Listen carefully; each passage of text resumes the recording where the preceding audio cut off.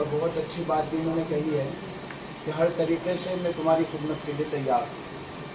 और असल में कौम का जो सरदार होता है ना, जो सरदार होता है, हकीकत के एतबार से वो कौम की खिदमत करने वाला होता है, कौम की खिदमत करने वाला होता है। और जो बंदा इस बात को समझ लेता है ना कि मैं कौम की खिदमत करने वाला हूँ, जनता की खिदमत करने वाला हूँ, असल में वही सरदार होता है।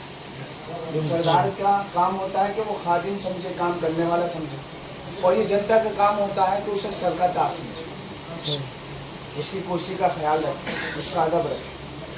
तो ये जो मीटिंग बुलाई गई थी ईद उल अजहा के मौके पर बुलाई गई थी, और मैं भी तकरीबन 11-12 साल मुझे हो चुके हैं ताजपुर में। मैंने देखा कि इस इलाके में अल्हम्दुलिल्लाह बड़ी शांति के साथ तमाम त्यौहार मनाए जाते हैं। और ये जानते हैं यहाँ के लोग कि हमें यहाँ पर रहना है, हम एक दूसरे के भाई हैं, हमारे ख्यालात अलहदा हो सकते हैं, अकीदे अलहदा हो सकते हैं, लेकिन हम इंसान हैं।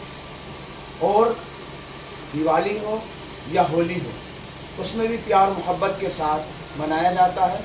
अब ईद उल अजहा का मौका है तो बात चीज़ें ऐसी होती हैं जो हमारे दूसरे भाई उससे दूर रहना चाहते हैं, और हर एक का अलहदा मसला है।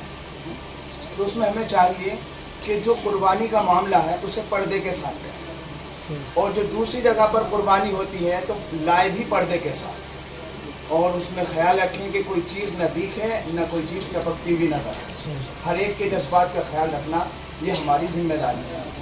और मुझे उम्मीद है कि हर साल की तरह इस साल भी इसी तरह ईद उल अजहा का त्यौहार मनाया जाए, और हर साल यहाँ पर जो टुकड़े होते हैं और जो गंदगी होती है उसे दफन करने के लिए, दबाने के लिए गड्ढे खोदे जाते हैं जेसीबी से, और इस साल भी उसकी पूरी सुविधा की जा रही है। गड्ढे खोदे जा रहे हैं ताकि कोई भी चीज़ बाहर रहकर बदबू न फैलाए। और हमारी जिम्मेदारी है कि जो टरालियाँ घूमती हैं जो गंदगी को जमा करने के लिए, गंदगी उसी में डालें ताकि वो गड्ढों तक पहुंच सके। हमने बाहर डाल दी, कुत्ते ने किसी गली में ले जाकर डाल दी, या वहीं पर बदबू आ रही है तो हमारे लिए भी तो नुकसानदेह। तो किसी भी एतबार से मौका नहीं होना चाहिए कि ना तो हमें बीमारी लगे और न ही हमारे भाइयों को कोई तकलीफ हो, उनके जज्बात को ठेस पहुँचे। मैं इसी पर अपनी बात को ख़त्म करता हूँ और सबका शुक्रिया अदा करता हूँ।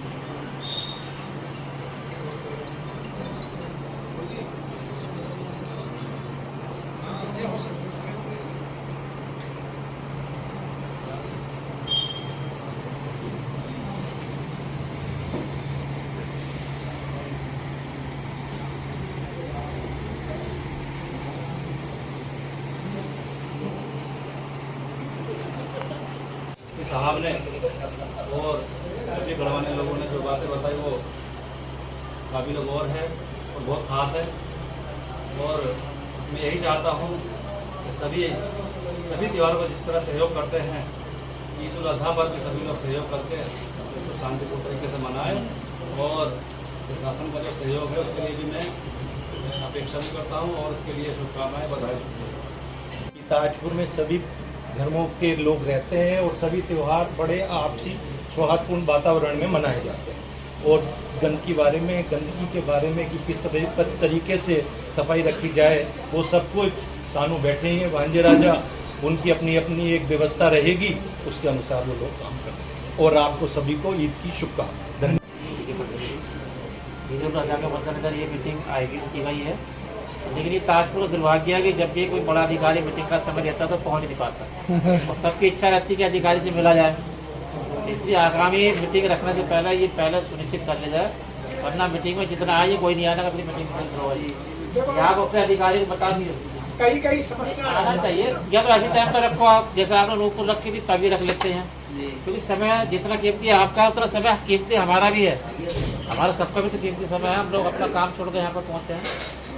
तो बहरहाल ईद की सभी को शुभकामनाएं। और ताजपुर की अपनी परंपरा रही है, चाहे त्यौहार किसी का भी हो, हम लोग आपस में एक दूसरे को सहयोग करते हैं और मिलजुल मिलकर मनाते हैं। इसी तरह से मनाया जाएगा।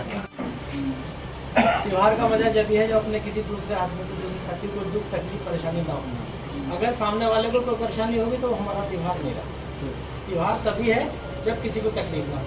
मैं दरोगा जी को आश्वासन दिलाता हूँ कि यहाँ ताजपुर के लोग वाकई पता नहीं क्या बात है कि यहाँ सारे त्योहार ऐसे मनाए जाते हैं जैसे लगता है कि इन सभी का त्योहार है। हर आदमी एक दूसरे के त्योहार में शरीक होता है, कोई किसी तरह की परेशानी नहीं आती है। उम्मीद यह है कि इस बार भी कोई बिल्कुल परेशानी नहीं आएगी, लेकिन आपने जो सहयोग की बात करी है उससे और ज़्यादा चार चांद हमारे त्योहार में लग जाते हैं। मैं तो इस शेर के साथ अपनी बात खत्म करता हूँ कि जीतने का ये हुनर भी आजमाना चाहिए, भाइयों से जंग हो तो हार जाना चाहिए। जीतने का ये हुनर भी आजमाना चाहिए, भाइयों से जंग हो तो हार जाना चाहिए। और ये भी एक तरकीब अपना दर्द कम करने की हो, दूसरे के जख्म पर मरहम लगाना चाहिए।